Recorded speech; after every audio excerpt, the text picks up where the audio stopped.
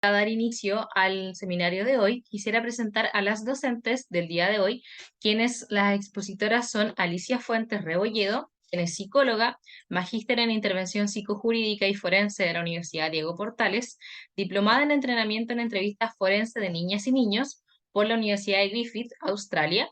Actualmente está cursando el magíster en investigación en psicología de la Universidad Alberto Hurtado y en la actualidad se desempeña como instructora de la Unidad de Desarrollo de la Academia Judicial de Chile para la formación de juezas y jueces en ámbitos relacionados con infancia y adolescencia.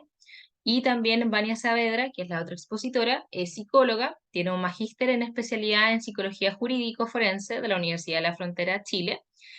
Tiene además un diplomado en niñez y políticas públicas y postítulo en psicología forense aplicada a la investigación criminal de la Universidad de Chile y tiene un curso de especialización en neurociencias aplicada a la psicología de la Universidad de Buenos Aires, Argentina.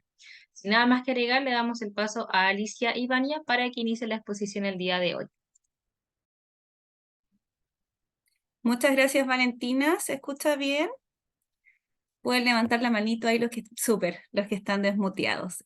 Saludar, bueno, primero que todo a mi colega Alicia, darle las gracias a Dipa también por el espacio, agradecer la presencia de, por lo que veo, muchas personas de regiones, de México, de Chile, de Concepción, Chiloé, he estado leyendo por ahí. Así es que esperamos que sea una jornada provechosa para ustedes. Tenemos organizado con Alicia la primera parte a cargo mío, ¿ya? En donde voy a poder comentarles un poquito a grosso modo sobre la victimización secundaria y un poco la motivación, ¿cierto? Que permite que diseñemos el curso que está promocionando, ¿cierto? ADIPA, el cual también lideramos nosotras junto a un periodista y una trabajadora social. La idea, como dijo Valentina al inicio, es que puedan ustedes anotar o dejar, digamos, en el tintero sus preguntas, sus consultas, para que podamos resolverlas al final de la jornada.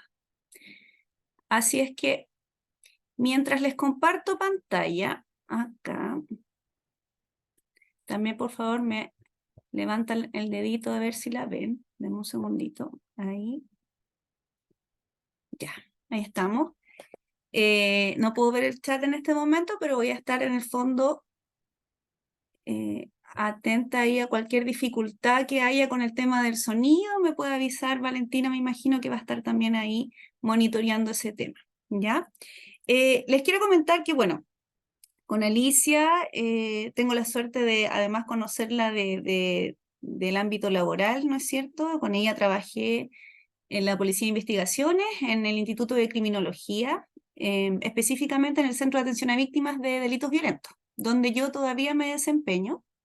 Trabajo con víctimas, niños, niñas y adolescentes, así es que tengo acceso, digamos, directo a la realidad, ¿cierto?, de estos niños. Sin embargo, a lo largo de los años y en distintos cursos, diplomados en los que he podido estar participando, ¿cierto?, como relatora o como asistente, me he podido dar cuenta que nos queda una patita, ¿cierto?, pendiente sobre la incidencia, ¿verdad?, que tienen los medios de comunicación o el tratamiento que se les da, ¿cierto?, a estos temas en la prensa, ¿cierto?, o en los canales de televisión, en los mismos, digamos, las notas o entrevistas que se realizan a las cuales puede acceder toda la ciudadanía, ¿ya?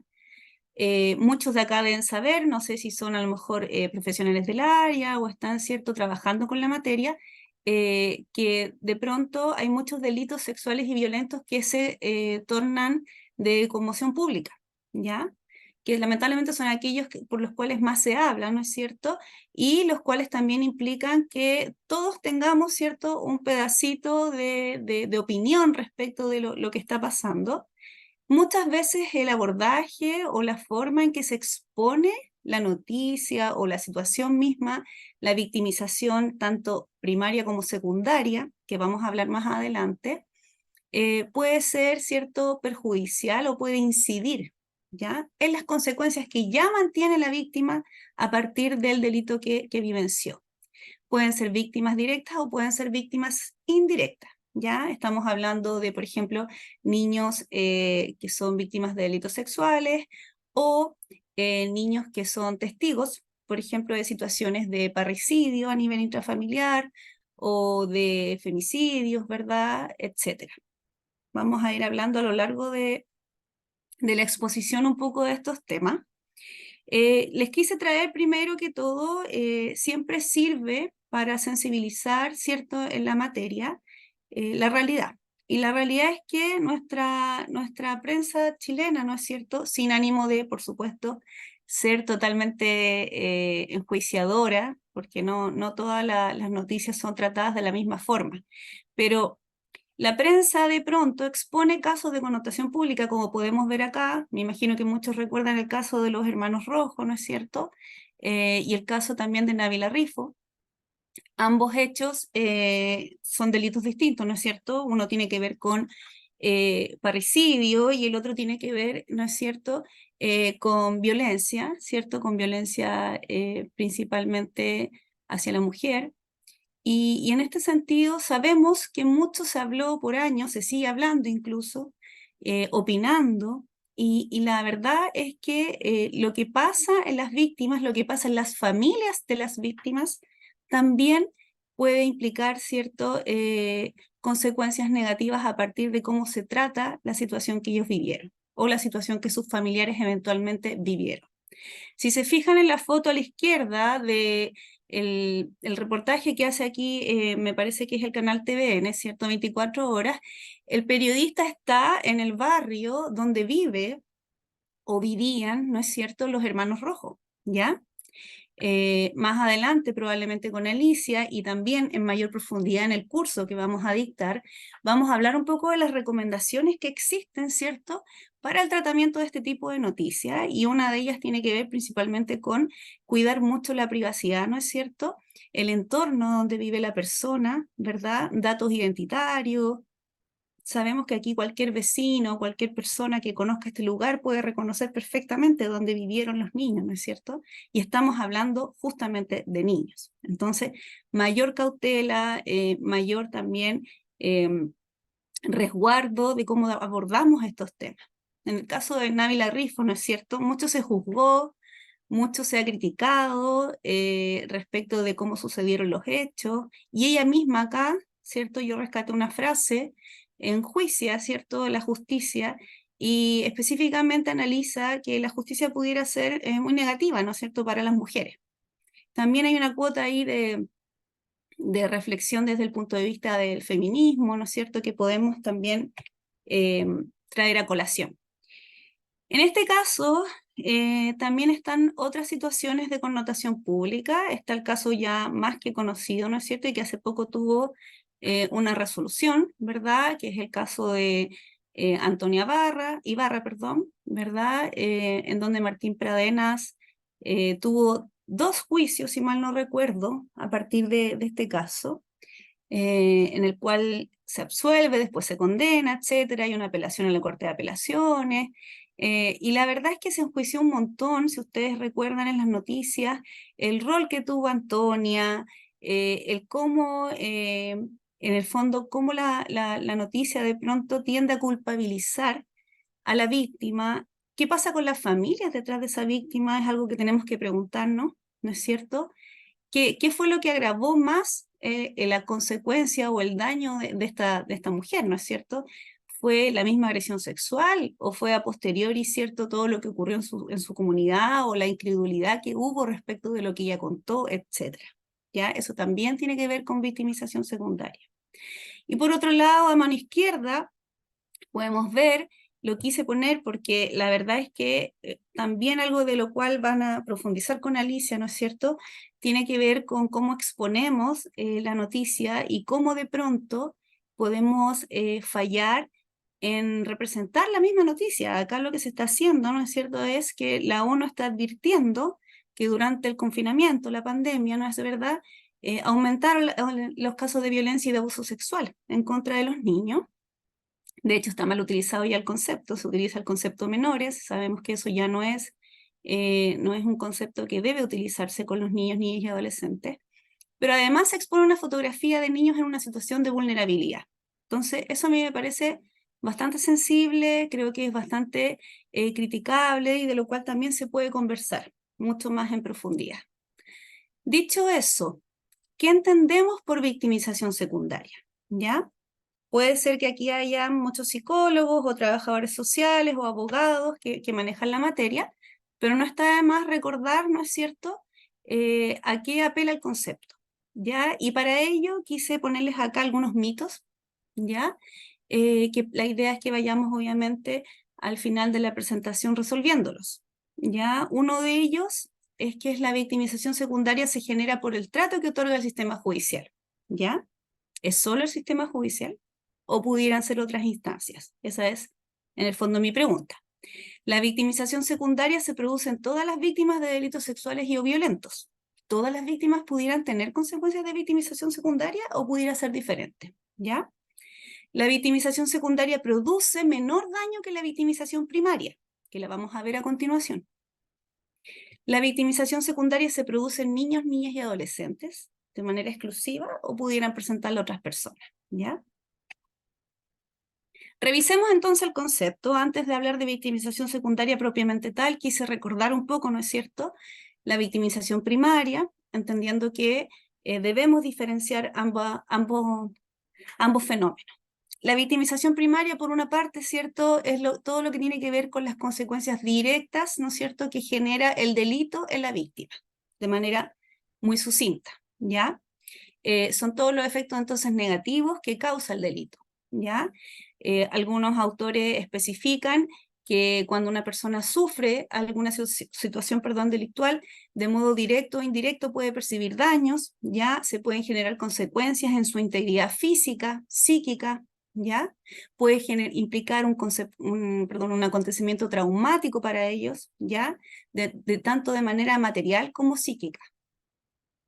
Y varias personas también la entienden como un proceso en el que una persona sufre consecuencias de un hecho traumático o delictual, ¿ya? Y hay algunos factores que intervienen en la precipitación de este hecho delictivo o traumatizante. Antiguamente, cuando recién se habla mucho de los inicios de la criminología y de todo el estudio de las situaciones delictuales, la verdad es que los primeros estudios de criminología se centraron mucho en el agresor o en el, como ustedes quieran llamarlo, el ofensor, ¿cierto?, el delincuente, etc. Se centraban mucho los estudios en cómo el perpetrador, ¿verdad?, cometía delitos, ¿ya? ¿Cuáles eran los factores o los desencadenantes que hacían que esta persona comenzara a desarrollar distintos tipos de delitos? Robo, homicidio, ¿cierto?, agresión sexual, etc. Con los años ya se empieza a hablar de victimología. Cuando se empieza a hablar de victimología es porque, en el fondo, los estudiosos del tema empezaron a darse cuenta, ¿verdad?, que estudiar también lo que pasaba con la víctima permitía comprender muchas cosas del fenómeno en sí, del delito en sí mismo, ¿ya? Y finalmente, ya en la actualidad, ¿no es cierto?, lo que se entiende dentro de la criminología es que hay factores tanto del contexto social, de la persona que comete el delito, así como de la persona que lo sufre. Por lo tanto, si se fijan ustedes, es una triada. Dentro de esa triada, el entender lo que le pasa a la víctima es fundamental. En ese sentido, de antemano yo les digo, los efectos que vive una víctima producto de algún delito sexual o violento pueden ser diversos y distintos entre las distintas víctimas. Por eso el concepto es complejo, porque, por ejemplo, cuando trabajamos con niños, niñas y adolescentes, no tenemos ningún, por así decirles, manual, ¿cierto? O agrupación de síntomas que me permitan excluir y decir, sí, este niño vivió un abuso sexual y tiene daño por eso, o este niño no lo vivió, porque tiene otro tipo de síntomas. ¿Se entiende? No hay un síntoma patognómico, es muy complejo entender la subjetividad de esa víctima. Una víctima pudiera haber vivido, por ejemplo, un hecho muy violento, muy grave, sin embargo, tener muchos recursos personales, ¿ya? Tener muchos factores protectores también en su entorno, que podrían eventualmente permitir que inclusive no tenga mayores consecuencias asociadas a ese delito. Pudiera ser también, como en el caso de la victimización secundaria, como lo vamos a ver, que una víctima reciba un trato muy muy bueno, muy afable del sistema judicial, que se le expliquen sus derechos, que se le atienda a tiempo, que no se le sobrepregunte en distintas instancias, ¿ya? Que reciba a lo mejor un tratamiento adecuado, etcétera, y tenga una visión incluso reparadora del sistema judicial. Entonces, hay distintos ámbitos hay que considerar al momento de hablar de victimización primaria, ¿cierto? Y secundaria. Otros autores también amplían un poco la definición de victimización primaria, ¿cierto? Y exponen que la gravedad y la heterogeneidad de las secuelas físicas y psíquicas, que es un poco lo que yo les estaba comentando, que sufren las víctimas de la violencia sexual, guarda relación con la multiplicidad de variables asociadas al delito, al tipo de agresión, al vínculo con el agresor, a los medios comisivos o estrategias de victimización, como yo les digo en el trabajo, o a la víctima y su entorno, a su red social de contención, a características de vulnerabilidad y resiliencia, etc. ¿Ya? O sea, si se fijan, hay muchas variables que mirar antes de comprender cuáles serían las secuelas o consecuencias que puede tener una víctima a partir de un delito. Y de hecho, en el curso, ¿cierto? Vamos a revisar cada una de estas variables porque se van a dar cuenta que tienen que ver con la fenomenología del delito sexual, ¿ya? Por darles un ejemplo, a lo mejor varios lo deben saber, la mayoría de las agresiones sexuales se cometen por personas conocidas o familiares, ¿ya? La mayoría de las agresiones sexuales se cometen hacia mujeres o niñas. Entonces, son distintas las formas que tenemos de abordar un delito cuando entendemos, ¿cierto?, el fenómeno en sí. Yo creo que ahí tenemos también más herramientas, tanto para prevenir como intervenir adecuadamente. La victimización secundaria, entonces, podemos entenderla de manera sucinta nuevamente, ¿verdad? Como las consecuencias que se generan a partir del trato que tiene la víctima con el sistema judicial, ¿ya? Es decir, de la relación que existe ahí de la víctima con el sistema judicial. De manera más teórica, se entiende como las consecuencias psicológicas, sociales, jurídicas, económicas, negativas que deja la relación de la víctima con el sistema jurídico penal. Implica un choque, ¿cierto?, entre las expectativas que tiene la víctima y la realidad institucional, es decir, la respuesta institucional que le damos a la víctima. Involucra una pérdida de comprensión acerca del sufrimiento psicológico y físico causado por el hecho delictivo, dejando desoladas e inseguras a las víctimas y generando una pérdida de fe en la habilidad que tiene la comunidad, los profesionales e instituciones para dar respuesta a las necesidades de las mismas, ¿ya? Dentro de estos autores está Soria. Soria ha hecho varios, trabaja mucho con el concepto de violencia doméstica, trabaja mucho con el estudio de los agresores, ¿ya? Y también, por supuesto, con temas de la victimología. Y aquí, como se pueden dar cuenta, no es solo el sistema jurídico penal, y es un poco a lo que queremos apelar también, yo creo, a través del curso, y por algo también tenemos un periodista invitado, ¿cierto?, dentro de los docentes del curso.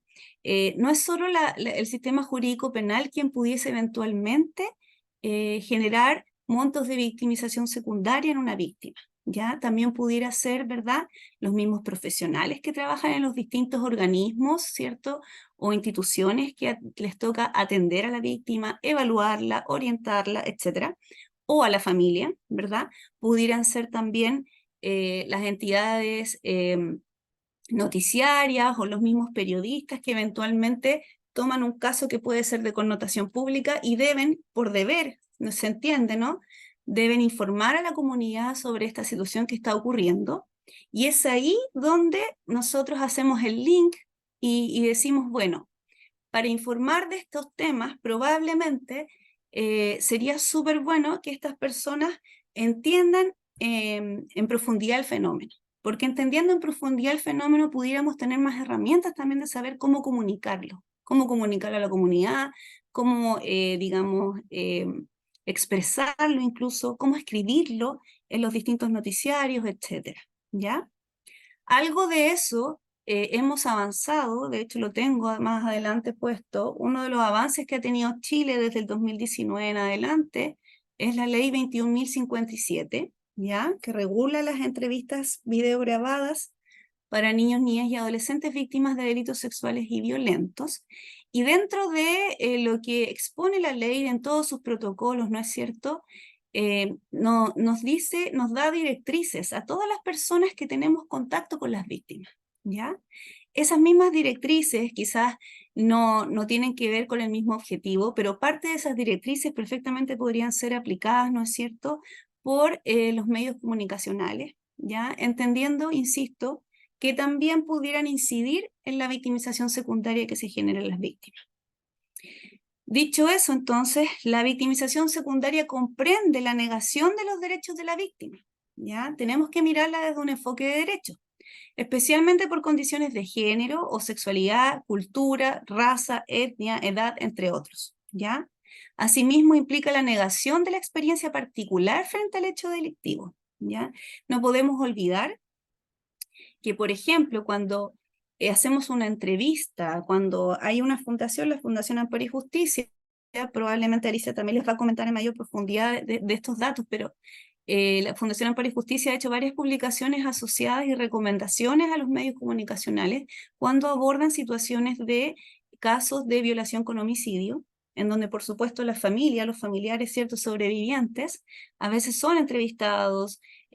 Posteriormente se hace un seguimiento del caso porque eventualmente, hasta hace poco, esos imputados que estaban en prisión, ¿cierto?, podían acceder a beneficios o libertades condicionales, ¿ya? Y hay todo un protocolo que debiera seguirse ahí. De hecho, el Consejo Nacional de Televisión también tiene algunas normas asociadas a eso. Hay protocolos que debieran seguirse antes de pedir un consentimiento, entrevistar a un familiar, ¿no es cierto?, y exponer situaciones de eventualmente un niño que fue violado y matado. Es decir, el tema es tan sensible y tan complejo, ¿no es cierto?, que el estándar y la ética que debe tener la persona que trata el tema desde sus distintas esferas, desde un juez, desde un psicólogo, ¿cierto?, desde un periodista, es vital, es vital. Por eso a nosotras nos parece, ¿cierto?, relevante el traer este tema, porque creemos que nos falta todavía, y nos incluimos en eso, nos falta todavía profundizar en esto, nos falta sensibilizar a la comunidad, ¿no es cierto?, nos falta trabajar de manera mucho más mancomunada, más coordinada. En la violencia sexual, específicamente, la victimización secundaria puede verse como la respuesta social, ¿cierto?, y del sistema de justicia, que puede resultar perjudicial para la víctima. Cuando, por ejemplo, se percibe su culpabilización, recordemos el caso de Antonio Ibarra que les estaba comentando, ¿no es cierto?, u objetualización, ya sea en forma de acciones u omisiones. Es decir, voy a dar un ejemplo, ¿no es cierto?, la adolescente que sale a una fiesta y consume un trago que le ofrecen, ¿verdad?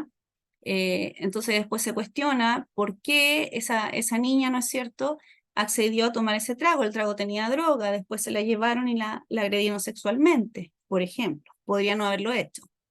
O en su efecto, portaba una vestimenta, ¿cierto?, muy corta, etcétera, estaba transitando de noche por un lugar peligroso. Hay muchos comentarios, eventualmente, que la misma comunidad, nosotros inclusive, podemos de pronto realizar. Y todos esos comentarios eventualmente pueden llegar a la familia o pueden llegar incluso a la misma víctima, por supuesto que pueden producir montos de victimización secundaria. Otras investigaciones, por ejemplo, en el caso de violencia de pareja, ¿ya?, han descrito que el sentimiento de control, esto ya es desde el lado positivo, ¿no?, de cómo podríamos aportar a minimizar la victimización secundaria. Han descrito que el sentimiento de control y empoderamiento, el recibir suficiente información del proceso, así como la sensación de ser bien tratado, redundan en que las víctimas validan el sistema legal y están dispuestas a utilizarlo nuevamente en caso de requerirlo, observándose además menor sintomatología y mayor satisfacción vital. O sea, tanto es así que la víctima, que ya sabemos en Chile, pasa por un proceso sumamente largo desde que se denuncia hasta que a lo mejor llega a una instancia de juicio el caso, puede pasar 1 año, 2 años, 3 incluso.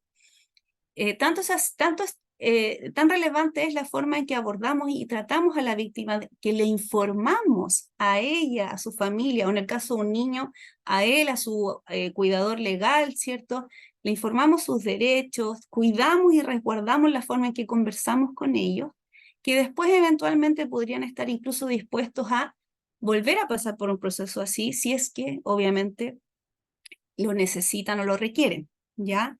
Recordemos también que la forma en que, por ejemplo, en el caso de los niños, ¿ya? La forma en que un niño, en que un profesional adecúa el lenguaje incluso para hablar con un niño, la forma en que cuidamos su identidad cuando publicamos noticias, ¿cierto?, de connotación pública, la forma en que resguardamos también, como yo les decía anteriormente, el lugar donde vive, ¿ya?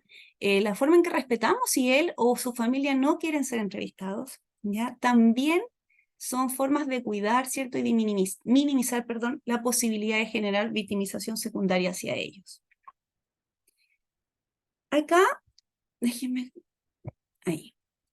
Les traigo algunos datos asociados a un estudio que se realizó el 2021, ¿ya? Este es un estudio que realizó, bueno, una colega chilena y otros españoles, y tiene que ver principalmente con los factores que podrían influir en generar victimización secundaria en víctimas adultas, ¿ya? Cuando ya el caso ha sido judicializado y ya tiene una sentencia.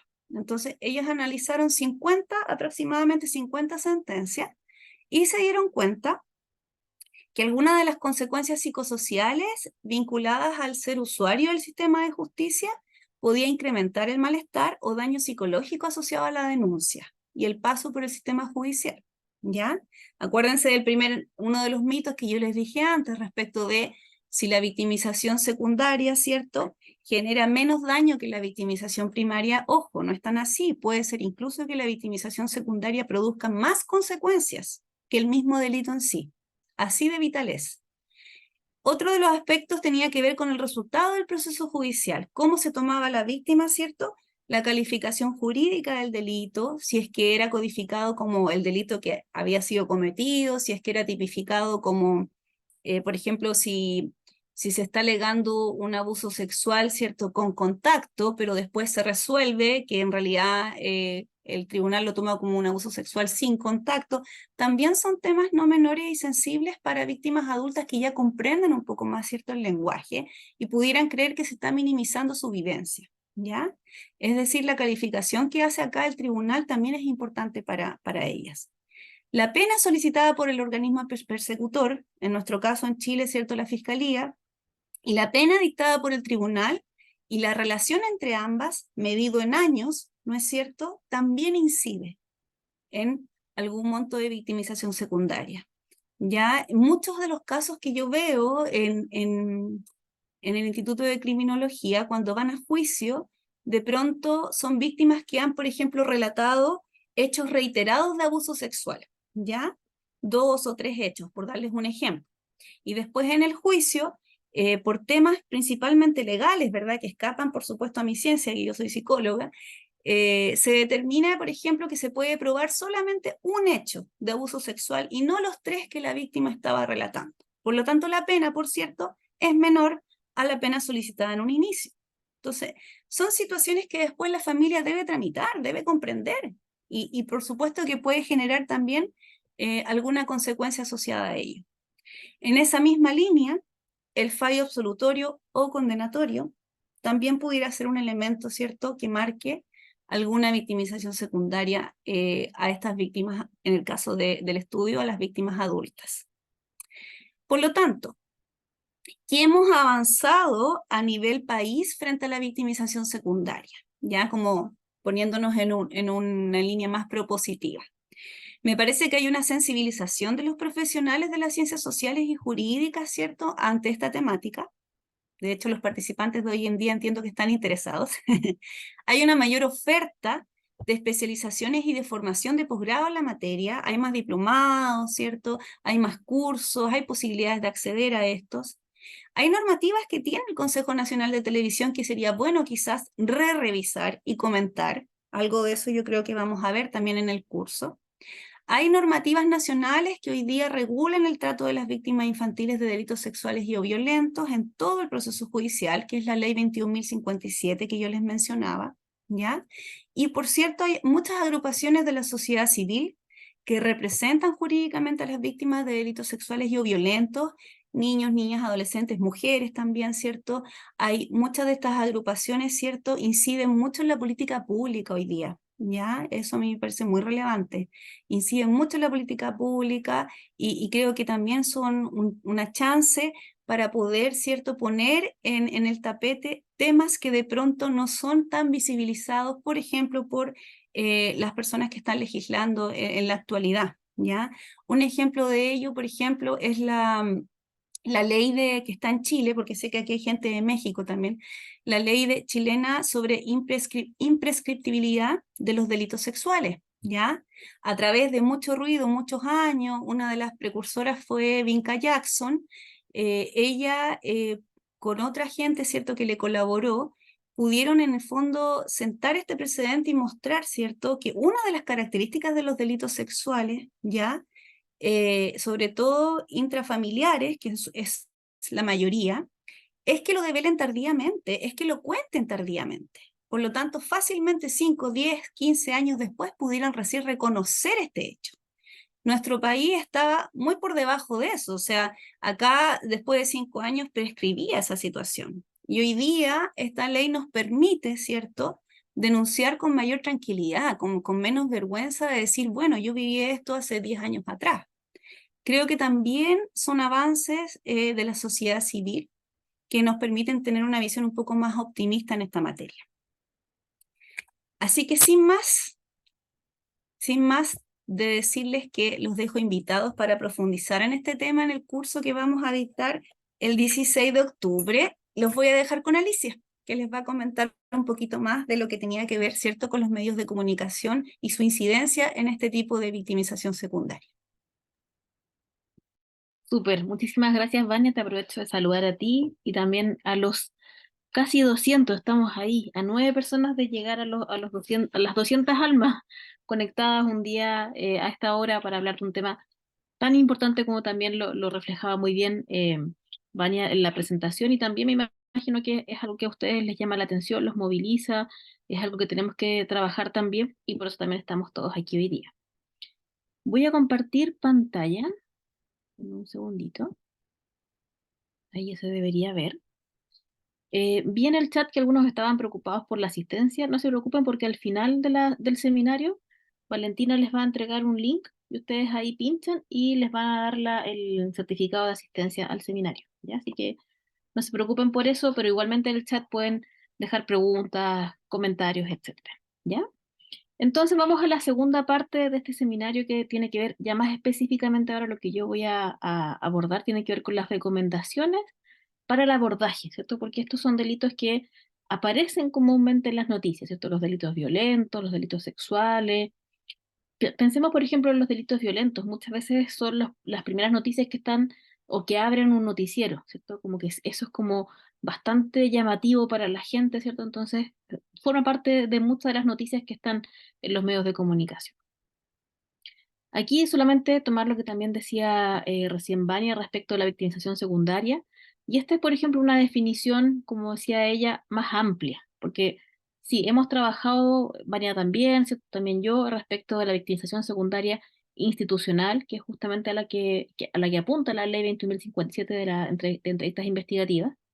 Pero la verdad es que la victimización secundaria es mucho más amplia, permea muchas más áreas de la sociedad, porque tiene que ver con la reacción social negativa en cualquier ámbito, ¿cierto? Como consecuencia de la victimización primaria.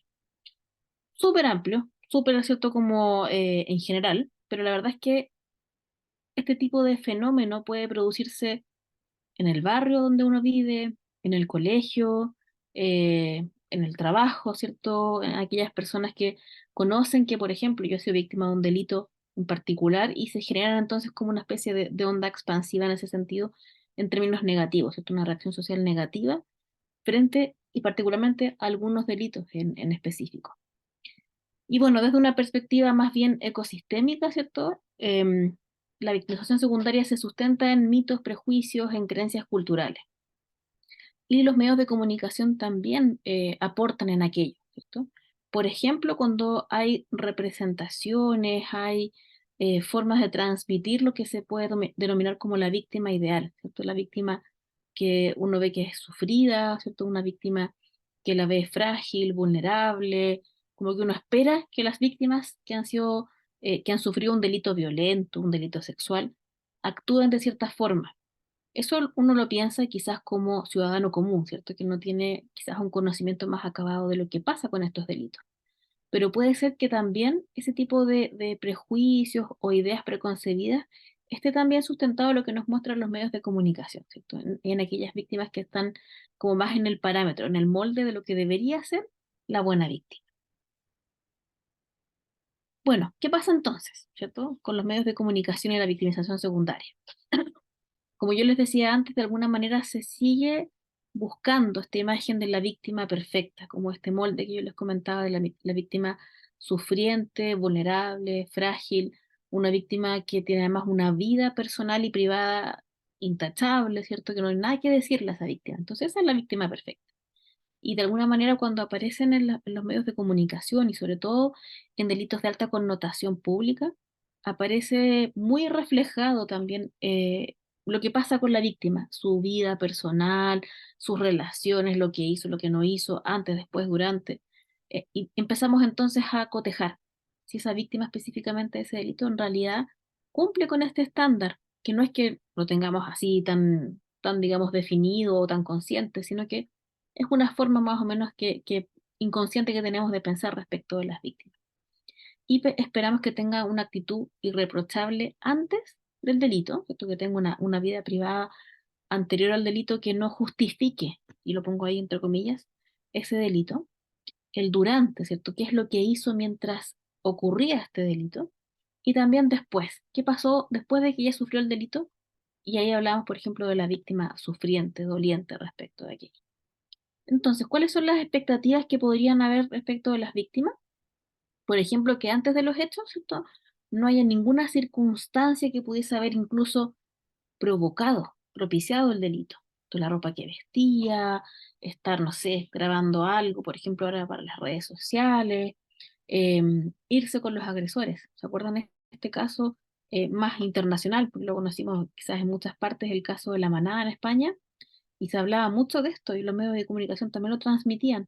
Esto de que la víctima accedió a irse con sus agresores, entonces no es tan víctima, porque la víctima tiene que también forcejear, tiene que decir que no quiere que le hagan eso, tiene que luchar por su vida, y si no, no se entiende, si no está de alguna forma consintiendo ese delito.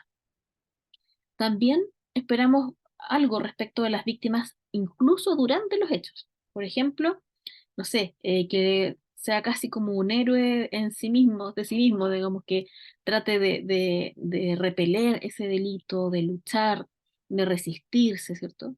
Cuando, si nos adentramos sobre todo, por ejemplo, en los delitos sexuales y violentos, que son los que estamos conociendo ahora, sabemos que es muy complejo aquello. En el caso, por ejemplo, de los delitos sexuales, generalmente el agresor es alguien cercano, entonces es una persona que no utiliza la fuerza física, sino que más bien utiliza otro tipo de estrategias más implícitas, más de manipulación para llegar a concretar este tipo de delitos. Entonces las víctimas se ven envueltas en una situación y es como cuando, no sé, si aquí me dieran vueltas así como en algo y no me doy cuenta en qué momento me pasó eso. Bueno, eso le pasa un poco a las víctimas de delitos sexuales. Entonces, sobre todo cuando el imputado, el agresor, es una persona cercana, ¿cierto? Que se vale de la confianza para acceder finalmente a hacer ese delito. Entonces, quizás la víctima ni siquiera alcanza a percatarse de aquello que está pasando, está en un estado de confusión muchas veces. Entonces, desde ahí puede ser que no haya tratado de forcejear, no haya tratado de intentar que ese delito no ocurriera. Lo mismo en los delitos violentos, ¿cierto? Y pensémoslo, y siempre hago este ejercicio, aunque aún puede ser un poco crudo, de pensarlo en uno mismo. Si a uno le pasara algo, por ejemplo, en la calle, que lo aborda, te aborda alguien, te amenaza con, no sé, un arma blanca, una pistola, te amenaza con que te va a matar si no accedes a entregarle algo, a ir a un lugar con esa persona, uno sabe que, y más o menos lo intuye, que si se resiste a eso, puede ser que esas amenazas en realidad se cumplan. Entonces a veces la víctima tiende a acatar aquellas órdenes que le da al agresor. Y eso después es como, pero ¿por qué no hizo nada? ¿Por qué no gritó? ¿Por qué no se resistió?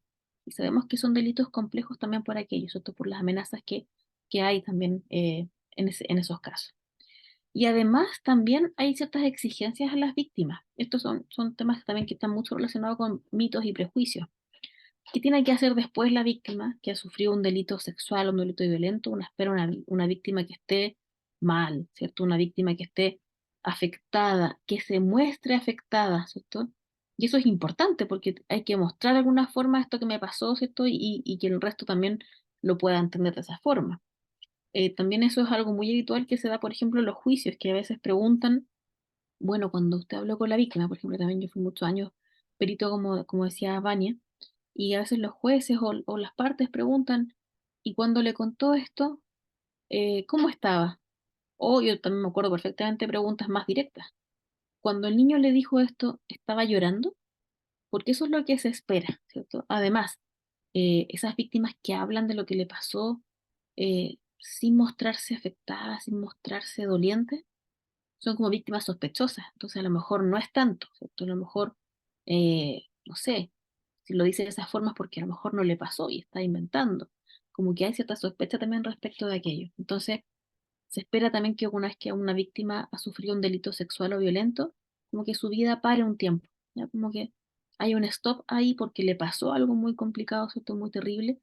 Y eso es lo que uno esperaría, y uno lo piensa así, si me pasara esto, yo no sé, no iría a trabajar en varios días, quizás pediría una licencia médica, no sé, pero hay víctimas que no hacen eso. Hay víctimas que a lo mejor se levantan igual a trabajar, no se ven perturbadas, porque además hay varios elementos relacionados ya con el procesamiento de un trauma, por ejemplo, que puede ser un delito. Bueno, aquí partimos ya entonces pensando en este molde, de alguna forma de... ¿me están escuchando? Perdón, es que justo me apareció algo. Sí, ya. Justo veo a Guillermo, gracias que me hizo así.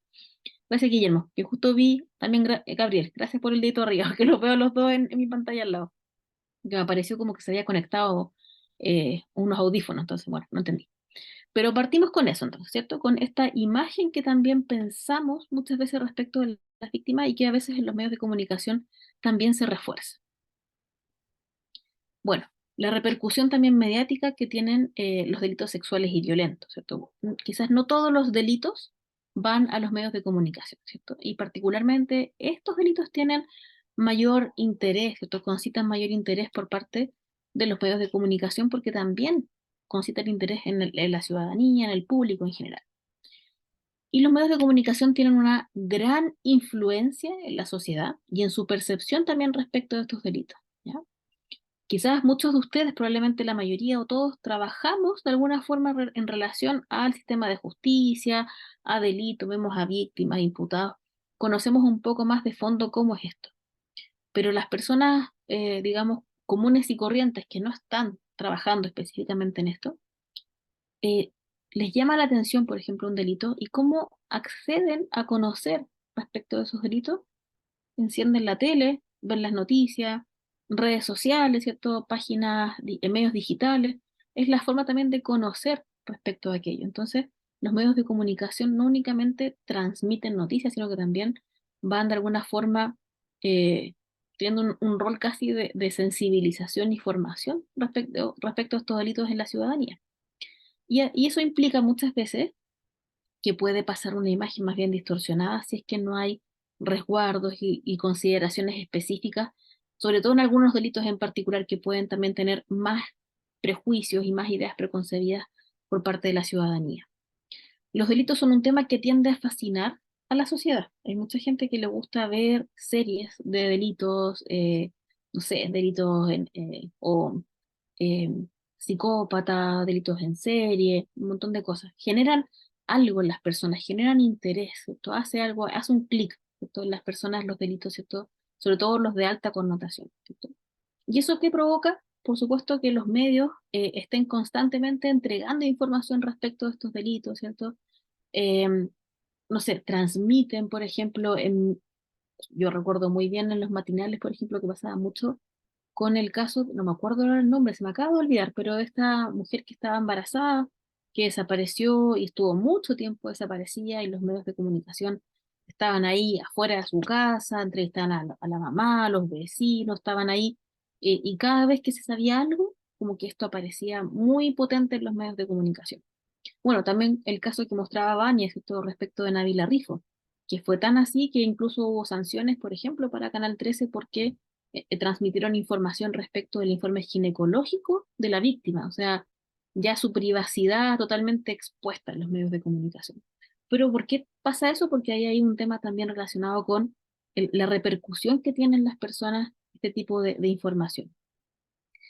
Y además de eso, cuando se comete un delito, sobre todo de alta connotación, no solamente esto está en las noticias, esto es como algo que se informa porque ha ocurrido, ¿cierto? Es un evento noticioso, ¿cierto?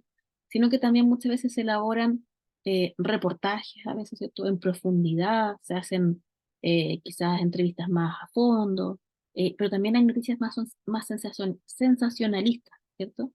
O se meten en la vida privada de la víctima. Yo me acuerdo nuevamente el nombre de esta mujer que lamentablemente apareció en la casa, ¿cierto? Del vecino, pero se hablaba muchísimo de ella, de su historia de vida, se reconstruía su historia para atrás, su relación de pareja, o sea, también eso es traspasar, creo yo, los límites relacionados también con la vida personal de las víctimas. Y eso también, por supuesto, que va permeando en la sociedad respecto de la forma en que concebimos a las víctimas, porque en ese caso en particular, ¿por qué o sea, concitaba tanta atención la víctima? Porque era una mujer joven, porque era una mujer atractiva físicamente, porque era una mujer respecto de la cual se pensaba que a lo mejor tenía otras relaciones, que engañaba a la pareja. Yo recuerdo haber visto muchas cosas respecto de ese caso. Y entonces también la sociedad va integrando de alguna forma como quizás no es tan víctima, quizás se arrancó, quizás también pasó, por ejemplo, en el caso de Altos Pisos, ¿se acuerdan? Hace muchísimos años atrás que también se hablaba lo mismo y también los medios de comunicación de alguna forma apoyaron ese tipo de visión respecto de las víctimas, víctimas que a lo mejor no son tan víctimas o no calzan con este molde de la víctima perfecta. Bueno, yo los quiero invitar a hacer un pequeño ejercicio, a ver si me resulta. Siempre cuando hago esto me salta el corazón porque no sé si va a resultar, pero bueno. Los invito a participar por Menti, ¿ya? Yo sé que a lo mejor yo veo que quizás hay varios mensajes de repente por ahí. Mira, ahí está Fernanda Maciel. Gracias, Miriam, porque ese era el caso.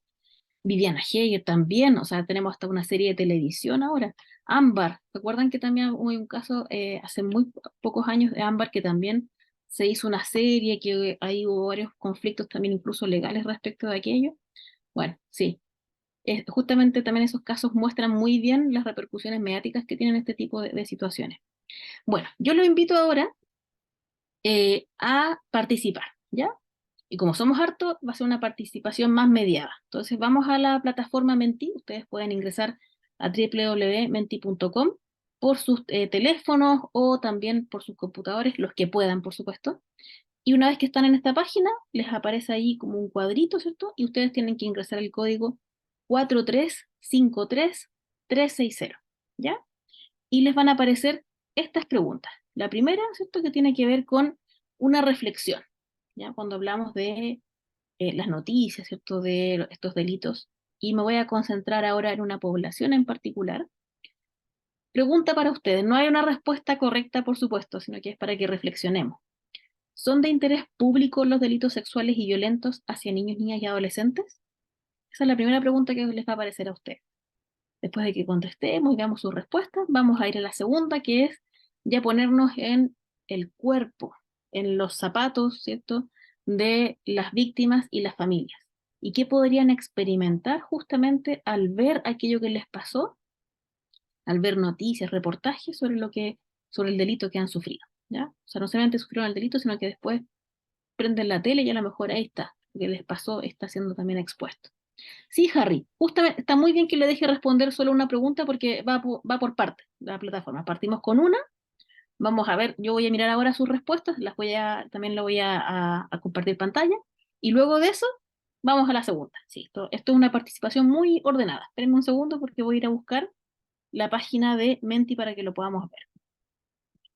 Segundito.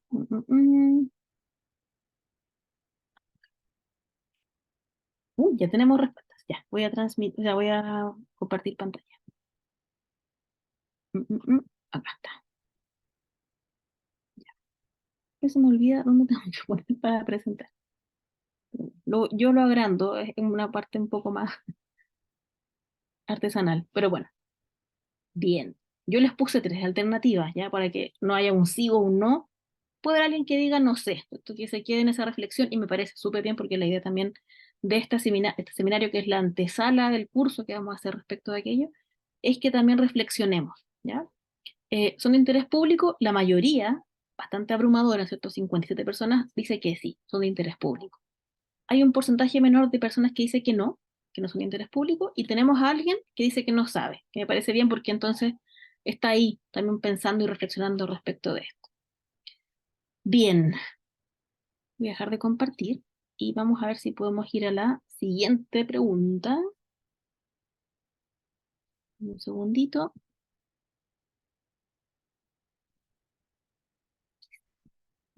Estoy en la primera.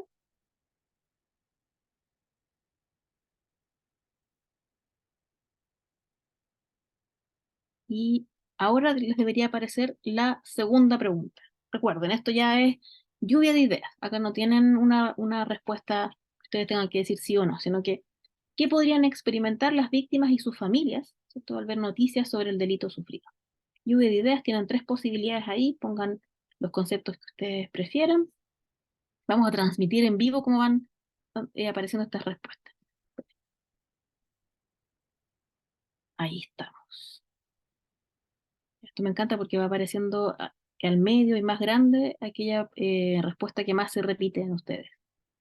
Tenemos dolor, miedo, frustración, vergüenza. Esto está muy dinámico. Impotencia, sentirse juzgados, absolutamente. O sea, me pasó algo y además está como, claro, puesto ¿cómo decirlo? Como en la plaza pública, tal cual. Y todos opinan, todos tienen una opinión respecto de aquello. Sufrimiento, vulnerabilidad, culpa, angustia, rabia, revictimización, pena, acoso, ansiedad, estrés, vaya. Trauma parece también, está apareciendo ahí también como una posibilidad con varias respuestas. Tristeza, asco, pensamiento suicida, sí, absolutamente. Hay que tener, son delitos de alta connotación, ¿cierto? Pero que también tienen un riesgo al ser manejados, porque es como tomar la historia de alguien, ponerla ahí en una noticia, no sé, en un reportaje, en la televisión, en un medio escrito, en medios y en redes sociales, porque además un aspecto importante tiene que ver también cómo se transmiten las noticias en los medios digitales. Y ustedes se fijan que a veces hasta hay personas que les parece más entretenido ir a ver los comentarios de las noticias que la noticia, porque ahí empiezan a aparecer las opiniones, bueno, si le pasó esto es por esto, y otros que discuten respecto a aquello, entonces también es justamente la plaza pública, pero llevada ahí a los medios de comunicación en el ámbito digital. Súper, ahí entonces queda como ya eh, digamos, el cuadro final. Dolor, ¿cierto? Vergüenza, ansiedad, trauma, culpa, miedo, angustia, frustración, tristeza, impotencia. Súper, les agradezco muchísimo que hayan participado en esta actividad y vuelvo entonces a compartir pantalla. Denme un segundito. Voy a buscar mi presentación. Y esto nos va a servir entonces para lo que viene ahora y ya vamos terminando entonces con eh, nuestra charla de hoy día. Aquí algunos ejemplos para que recordemos, ¿cierto? Algunas noticias que también han sido bastante expuestas. El caso de Tomás, ¿cierto? O sea, los medios de comunicación estaban ahí, ¿cierto? Digamos, in situ, mientras la policía, ¿cierto? Fiscalía buscaba al niño, estaban ahí, ¿cierto? Daban noticias, transmitían información, hablaban con la mamá, con el papá, con no sé quién, con todo el mundo ahí estaban los medios de comunicación muy instalados en la noticia misma. Un segundito. Acá, por ejemplo, también han habido en Chile algunos canales que han sido también multados por la cobertura sensacionalista, ¿cierto? Por ejemplo, aquí en un caso de abuso sexual, recordemos el caso Spinac, ¿cierto? Hasta el día de hoy los protagonistas del caso Spinac, por decirlo de alguna forma protagonistas, cada vez que aparece algo, por ejemplo, hace poquito, a Gemma Bueno, que es la niña que aparece acá en esa foto, fue arrestada, me parece, porque no sé, algo le pasó con un auto, chocó, no sé qué pasó, pero apareció ella en los medios de comunicación porque ya pasan a ser también figuras públicas, digamos, por estos casos que son tan mediáticos. Y también ese es un ejemplo de cómo también se manejó ese tipo de situaciones. Ahí el caso Spinac, ¿cierto?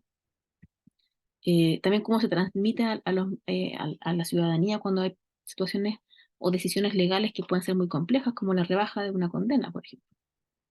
eh, la red de prostitución. Esto es un elemento importante que también vamos a abordar en el curso, el lenguaje, ¿cierto?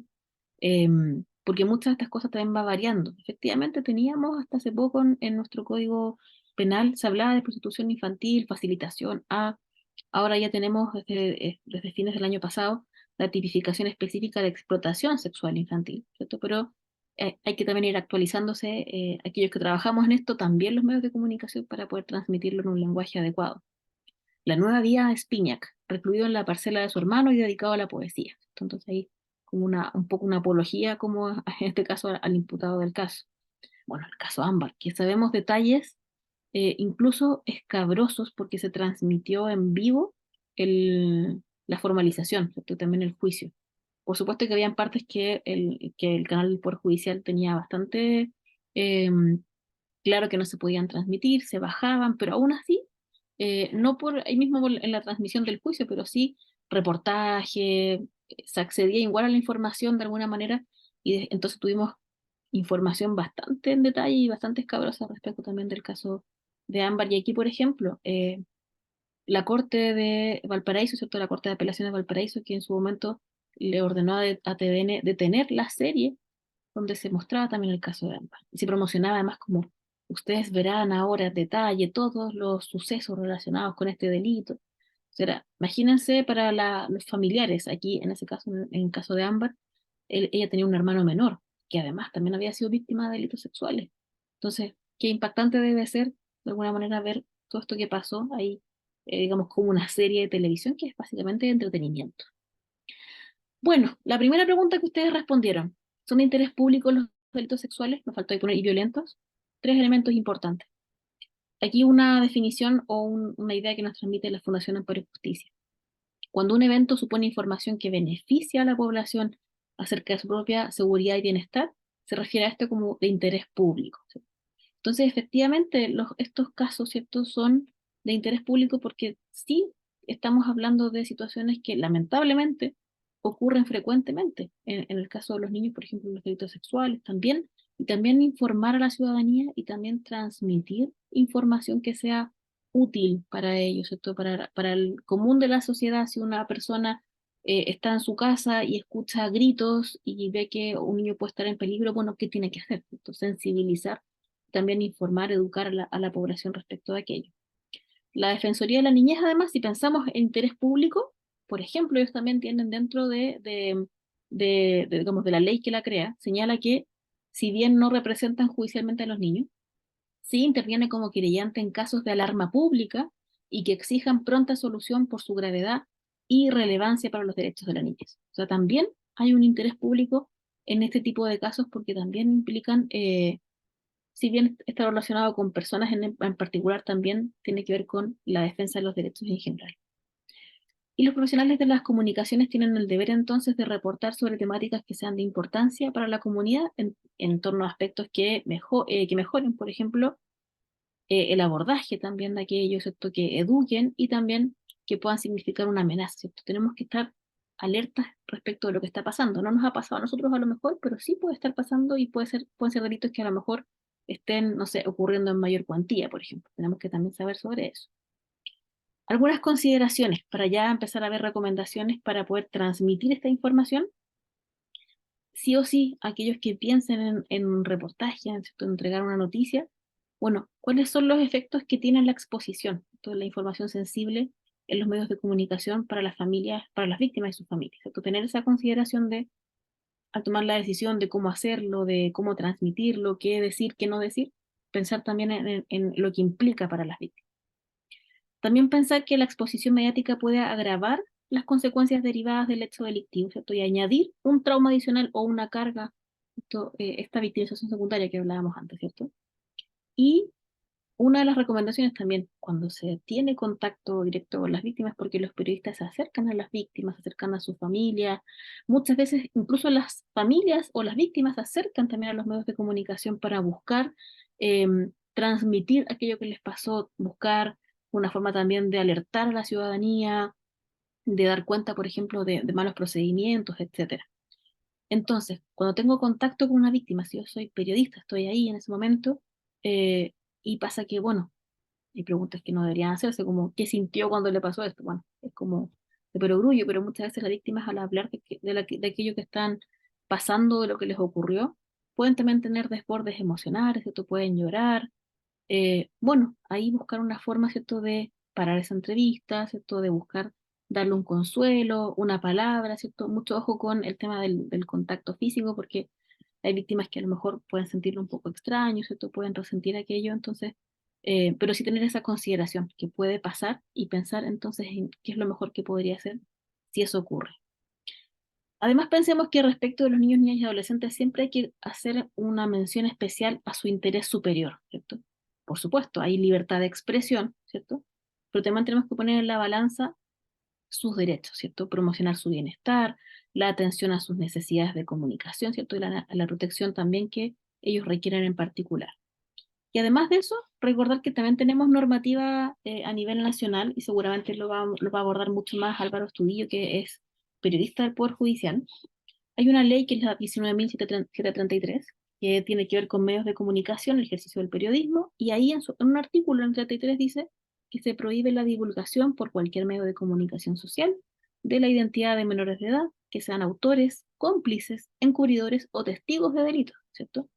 O de cualquier otro antecedente que conduzca a su identidad. Y por ejemplo, es muy común que se habla de los niños con las iniciales, pero después se habla, no sé, no sé, papá, mamá de esos niños, y se habla y se dice el apellido. Entonces ya es más fácil poder llegar a la identidad de un niño de esa manera. Entonces, buscar que no solamente es no decir el nombre, ¿cierto?, del niño, sino también buscar resguardar toda aquella información que pudiese llegar de alguna forma a darnos la información respecto de la identidad. Y ojo, esto no es parte de lo que vamos a ver hoy día ni en el curso, pero también relevante.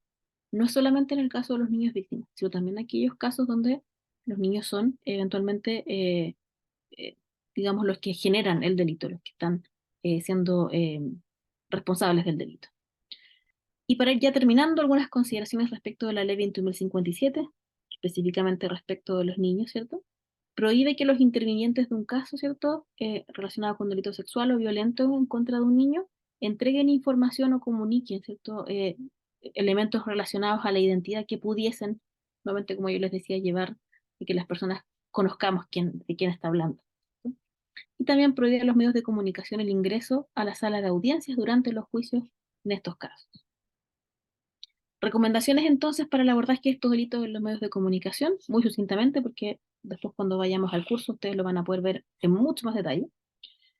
Si buscamos la participación de las víctimas en un reportaje, en una noticia, bueno, dar a conocer, ¿cierto?, siempre la posibilidad de que pueden participar de forma voluntaria, ¿ya?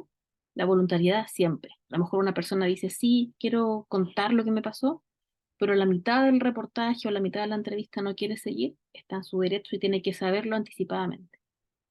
También informar respecto de las condiciones en que se va a efectuar este reportaje, esta noticia, dónde se va a transmitir, qué alcances tiene, etcétera. Siempre procurar el resguardo de su imagen y de su identidad. Muchas veces vemos reportajes así donde vemos a las personas a contraluz, ¿cierto? No las podemos ver, digamos, en su corporalidad, se distorsiona el sonido de la voz, ¿cierto? No se menciona su nombre, ni mucho menos, o se busca un alias, ¿cierto? Para que se pueda entonces hablar de esa persona, pero no sin su nombre específico. Y esto es muy importante, ¿cierto? Tiene que ver con el aspecto más ético también de los medios de comunicación, que es entregar información a la comunidad que los oriente, ¿cierto? Por ejemplo, demuestra un botón la forma de denunciar, ¿cierto? A lo mejor las personas no conocen aquello porque nunca se han enfrentado quizás a denunciar un delito o no saben si hacerlo o no saben en qué momento, a lo mejor tienen que estar súper seguros de que es un delito, o no sé, buscar la forma entonces de que puedan conocer la forma de denunciar, a dónde van, ¿cierto? ¿Qué tienen que hacer? ¿Qué implica para ellos, etcétera? Evitar fuentes de información informales, ¿cierto? Que pueden conducir a errores, distorsiones, a información falsa que también puede afectar a las víctimas. O sea, ver una noticia donde aparece lo que me pasó a mí, pero además ver que la información no es la correcta, es aún peor. Y por último, asegurar siempre que las víctimas vayan a participar en algún tipo de medio de comunicación, que sea un ambiente cómodo, seguro, ¿cierto? Preparar las preguntas en base a información verificada, ¿cierto? Que se pueda confirmar efectivamente aquello que yo estoy consultando previamente. Por supuesto, siempre está el tema de instruir, de educar, ¿cierto? Evitar también los estereotipos de la buena víctima, que cuando transmitimos una información no es inocua, no es neutra, ¿cierto? Si yo estoy hablando de una víctima y, informo respecto de su vida privada, de aspectos que no están relacionados con el delito, también se entiende que puede haber algo ahí, ¿cierto? Que puede ser se transmite algo que en realidad no corresponde en ese momento a la noticia. Y por supuesto también evitar los estereotipos respecto de los agresores. Muchas veces se hablan como personas que puedan tener patologías mentales, son marginales dentro de la sociedad, pero la verdad es que las personas que cometen, por ejemplo, delitos sexuales contra niños, en muy pocos casos, un porcentaje muy menor de la población penal de personas que ya son condenadas por delitos sexuales que tienen efectivamente una psicopatología de base. La mayoría de los casos no es así. Entonces también, ojo con la forma en que se transmite la información respecto de aquellos que generan el delito, ¿cierto? De aquellos que son los agresores o imputados. Bien, yo aquí ya voy terminando, creo que me pasé un poco el tiempo, así que les pido las disculpas, pero también estamos atentas junto con Vania si tienen alguna pregunta, consulta, comentario, etcétera. Oye, Alicia, ¿me ¿Mm? escuchas? Sí, Estaba viendo que una asistente mexicana, me imagino, ¿cierto? Aclaraba que en México ellos abordaban el concepto de delito sexual como toda conducta, digamos, reprobada socialmente, tanto para niños, niñas o cualquier rango etario. Entonces yo quería como clarificar, que me imagino que hablo por ambas, ¿cierto? Cuando hablamos acá de delitos sexuales estamos incorporando toda la gama de delitos que expone nuestro Código Penal chileno, ¿ya? Llámese abuso sexual, violación, ¿cierto?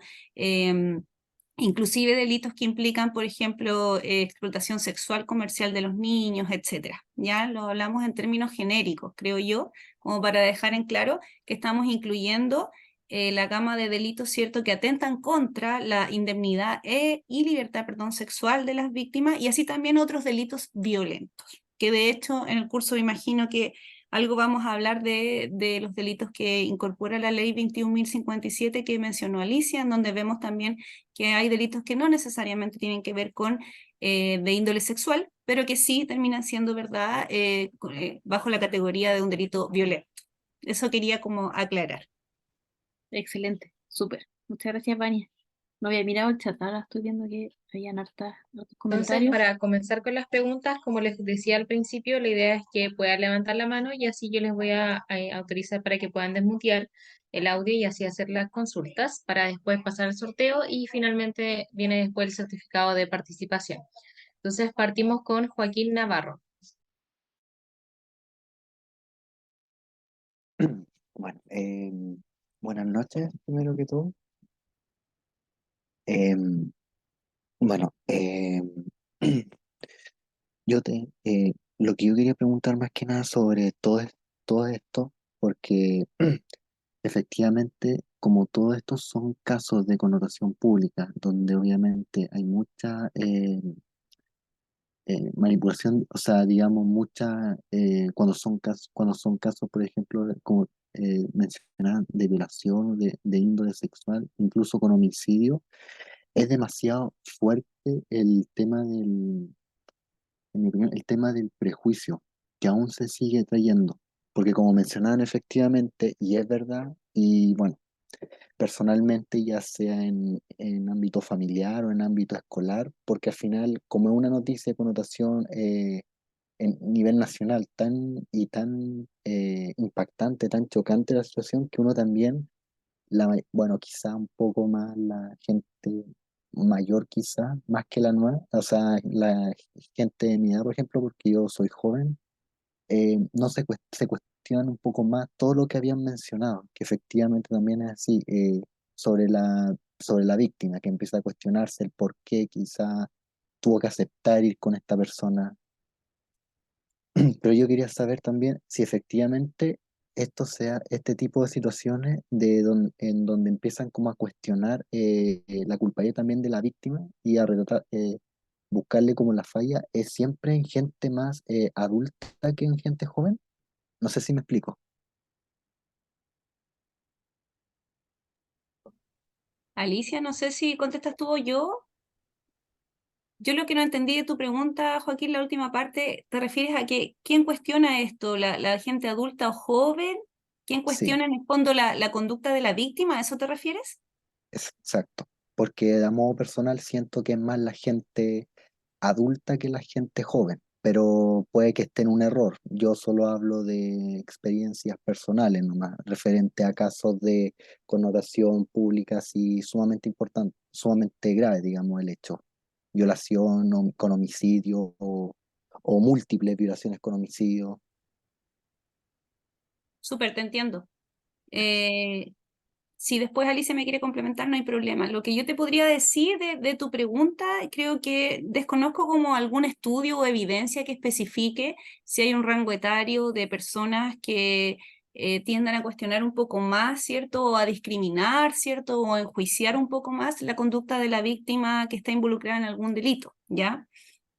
Sobre todo estos casos, por cierto, que son de connotación pública, que son sabidos por la comunidad o a lo cual accedemos a través de los medios de comunicación, diarios o televisión, ya, o redes sociales hoy día que se utilizan mucho. Creo que las redes sociales igual, desde mi punto de vista, han incidido bastante en cómo se trata o se aborda o se cuestiona, ¿cierto?, una situación victimal. Hoy día tenemos más acceso a ver noticias a través de Twitter, ¿cierto?, Facebook, etcétera. Yo puedo ser un poquito más de edad y no utilizar todas las redes sociales que manejan los jóvenes, pero me da la impresión que hoy día hay una postura más crítica, ¿ya?, de la sociedad y que incluye tanto a jóvenes como adultos. Yo no sé si haría una diferenciación. A lo mejor sí me parece que los jóvenes podrían comprender un poco más algunas de las conductas, ¿cierto?, de las víctimas, justamente adolescentes o jóvenes que se ven involucradas en algún delito.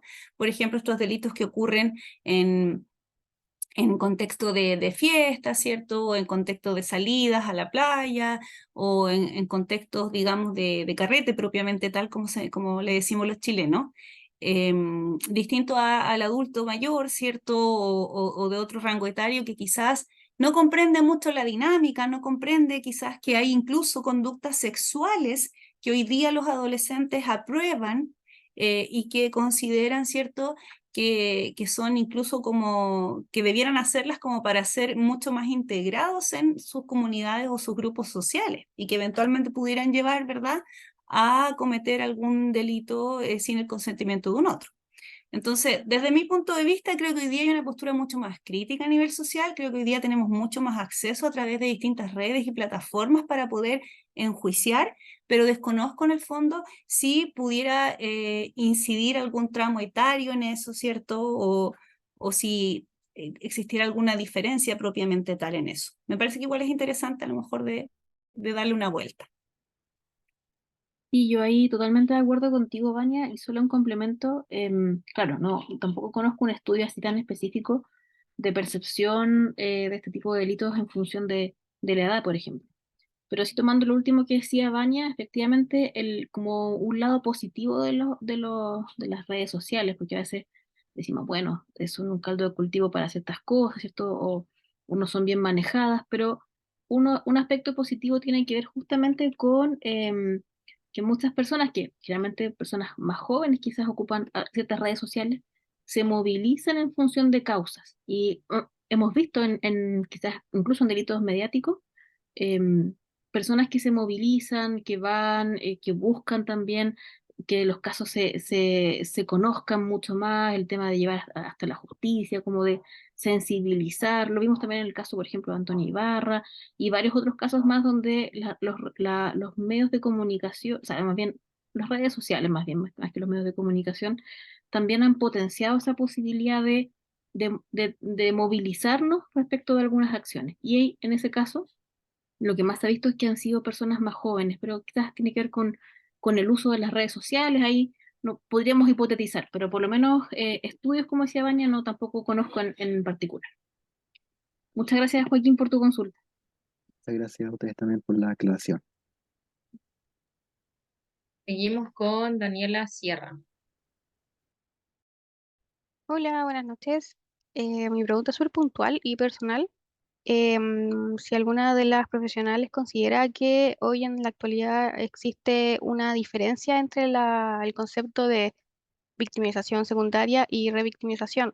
Lo digo porque en otro seminario de ADIPA, otra expositora comentó que existe una diferencia, la cual quisiera saber si es como algo personal de ella o si hoy en día efectivamente se trabaja con una diferenciación de ese concepto.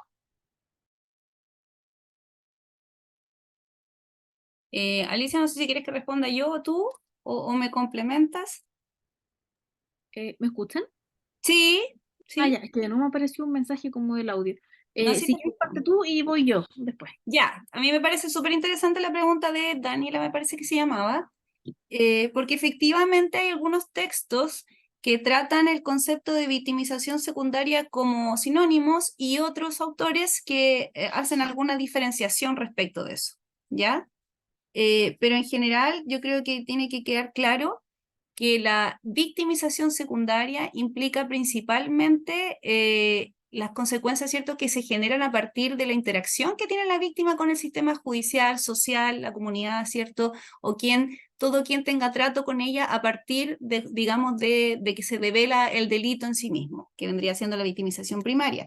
No obstante, la revictimización, ¿cierto?, puede tener que ver más con los efectos psicológicos que se producen en la víctima a partir de rememorar, ¿cierto?, su situación de delito, su situación victimal, ¿ya? No sé si me explico bien. A ver si Alicia me puede ahí complementar. Sí, súper. Yo creo que es una súper buena pregunta que hizo Daniela porque se confunden los conceptos, ¿cierto? Y es bueno quizás ahí hacer esas distinciones porque justamente se ocupa mucho esto de la revictimización porque, claro, un poco también lo que decía Vania se entiende como que es una nueva, la victimización secundaria es una nueva experiencia de victimización, ¿cierto? Que en este caso no está asociada al delito, ¿cierto? Sino que a las instituciones que están a cargo de la persecución penal y también de la sociedad en general. Pero si hacemos una distinción así como de libro, que seguramente fue lo que también escuchó Daniela en ese otro seminario, sí tenemos distinciones. La victimización secundaria, todos los efectos están relacionados con lo que viene después de la victimización primaria, que es el delito, ¿cierto?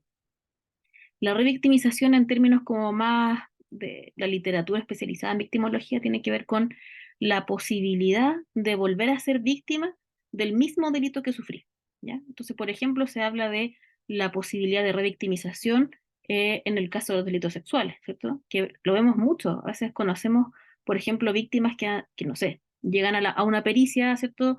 En el contexto de una denuncia, ¿cierto? De una investigación penal y nos encontramos con que es una víctima revictimizada, porque ha sufrido otros delitos sexuales previamente. Entonces ahí hablamos, por ejemplo, de la posibilidad de volver a ser víctima del mismo delito. Y si lo ponemos otro concepto más, que bueno, no quiero enredarlo, pero también se habla mucho, es el de la polivictimización. Entonces ahí vemos nuevamente desde la victimología esta distinción de los conceptos y respecto de eso último tiene que ver con la posibilidad de que yo sea víctima de más de un delito a la vez, pero delitos distintos. Entonces yo puedo ser víctima, por ejemplo, de un delito sexual, a la vez que soy víctima de violencia intrafamiliar y a la vez que eventualmente a lo mejor soy víctima de un delito común, por ejemplo, un asalto, un robo con asalto, un robo con violencia, perdón. ¿Ya? Entonces, ahí está la posibilidad de la polivictimización, que esto se ha estudiado bastante, por ejemplo, en población infantil, y ahí se ve que un niño que es víctima de violencia intrafamiliar muchas veces, o de maltrato más bien infantil, también puede ser víctima de otras situaciones, no solamente en el contexto familiar, sino también en otros ámbitos. Entonces ahí tenemos tres conceptos distintos, efectivamente, Daniela, y el primero y el segundo, victimización secundaria y revictimización, tienden a confundir, pero son dos cosas distintas. Sí. Muchas gracias. Me queda claro. Gracias, Daniela. Seguimos con Carolina San Martín.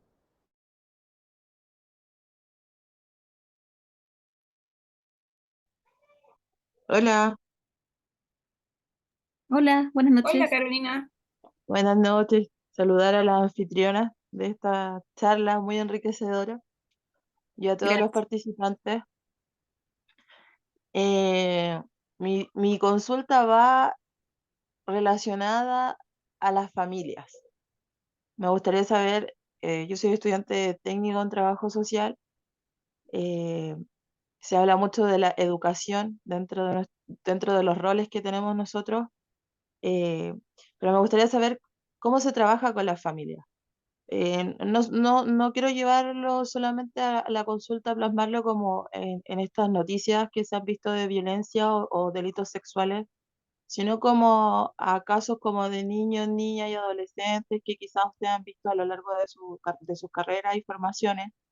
Es cómo se trabaja con estas familias, cómo se educa a estas personas para contener a estos niñas, niñas y adolescentes, para quizás evitar un suicidio, para que no caigan en depresiones, siendo que ellos también tienen dolor y creo que una gama gigante de emociones que puede generar algo así. ¿Cómo se trabaja con ellos? ¿Cómo es el acompañamiento eh, durante y posterior con estas personas? ¿Cuál es el seguimiento? El tiempo que se trabaja con un usuario o una usuaria luego por ejemplo, hacer un veredicto de un juicio. ¿Qué pasa después con las víctimas y qué pasa después con sus familias? Ya que como menciono, son como la red primaria de apoyo de un niño, una niña, un adolescente, un adulto, de una persona que sea víctima. Gracias, Carolina. No sé, Alicia, si quieres contestar. Igual, claro, es un tema amplio que escapa un poquito a la especificidad del seminario, pero quizás algunas luces te podemos dar. Ujú. Súper. ¿Te parece que para no dejarte siempre de primera, parto yo ahora, Vania? Sí, sí. Súper. Sí, bueno, también coincido con Vania. Claro, nosotros nos acotamos harto en relación a cómo estos delitos se transmiten en los medios de comunicación. Hablamos, y también era recurrente que hablábamos no solo de las víctimas, sino que también de las familias, ¿cierto? Ujú. Porque, de hecho, hay estudios en Chile, por ejemplo, que habla de que las víctimas indirectas sufren, por ejemplo, también trastorno por estrés postraumático a propósito del delito. Entonces, cuando no son tan indirectas de alguna forma, son, claro, no sufrieron el delito, ¿cierto? La victimización primaria, pero sí también sufren las consecuencias del delito, entonces también son víctimas de alguna forma de ese delito. Y si consideramos que también pueden haber situaciones o procesos de trauma en las familias, entonces, claro, son una red de apoyo, ¿cierto? Son un factor importante también respecto de factores que amortiguan, ¿cierto? O mitigan también el impacto del daño producido por el delito, pero resulta que también ellos tienen esta afectación. Entonces, como bien decía Carolina, hay que trabajar con las familias. Ahí quizás hay que ir viéndolo muy caso a caso, quiénes son o quién es, en muchos casos, las personas que están también involucradas, ¿cierto? Con este niño, que están en el día a día, ¿cierto? Entregarles también psicoeducación respecto de los efectos que tienen en los niños y particularmente en ese niño o niña en particular, ese delito sufrido, ¿cierto? Y desde considerar estas situaciones como un modelo ecológico, ¿cierto? Trabajo con quien está al centro, que es el niño o niña, y Sí. voy viendo también, ¿cierto?, los diferentes contextos en los que está. Y el primero es la familia, ¿cierto? Pero también a Ujú. lo mejor hay elementos que trabajar en otros contextos importantes de ese niño, no sé, el colegio, por ejemplo, su grupo de pares, familia extensa, etcétera. Entonces, como decía Vania, algunas luces, ¿cierto? Tiene que ver con primero considerar el efecto que también tuvo en las víctimas indirectas, el delito, ¿cierto? Ver la forma también de poder hacer intervenciones con ellos en términos individuales y también en términos de fortalecer sus capacidades para poder ser efectivamente una red de apoyo y de contención para ese niño. Y ojalá de forma interdisciplinaria, ¿cierto? Porque los psicólogos podemos trabajar mucho, pero la verdad es que esto desde un modelo ecológico no está únicamente en la persona, sino también en todo su contexto. Así que ojalá trabajarlo, trabajadores sociales, ¿cierto? Psicólogos y con lo que tú decías, y con esto termino, respecto de las sentencias o de los veredictos, también trabajar esos procesos porque son muchas veces complejos. Las víctimas vuelven a experimentar también mucho sufrimiento cuando van al juicio oral porque aparecen las pruebas, tienen que también Sí. exponerse a muchas cosas y porque no siempre la respuesta del sistema de justicia va de la mano de sus expectativas, de todo lo que ellos quisieran que pudiese ser en términos de condena o no, y también de la cantidad de condenas si es que se le da ese tipo de resultados. Sí, solo agregar cortito ahí a lo que dice Alicia, efectivamente es un tema que da para largo y que no es menor porque finalmente la red familiar o de apoyo, cuidador, quien sea, ¿cierto? Que esté ahí apoyando o participando de las intervenciones a las que es sometida la víctima es crucial y muchas veces debe sostenerse para que pueda sostener evidentemente a la víctima en sí. Pero contarte, Carolina, me parece que se llamaba, que Sí. en el curso que vamos a dar el 16, el primer módulo me toca a mí y justamente va a ser sobre la fenomenología de los delitos sexuales o abuso sexual infantil, ¿cierto?, hacia los niños. Y ahí quizás muchos de los temas que tratemos pueden después tomarse para poder abordarlos con las familias mismas. Entonces pudiera también serte de utilidad en el caso de la necesidad puntual que tienes tú respecto de este tema. Gracias. Gracias a ambas. De nada. Queremos agradecer entonces la participación de cada uno y una de ustedes en el presente seminario, como también agradecer a Alicia Fuentes y Vanessa Saavedra por su excelente exposición dictada el día de hoy.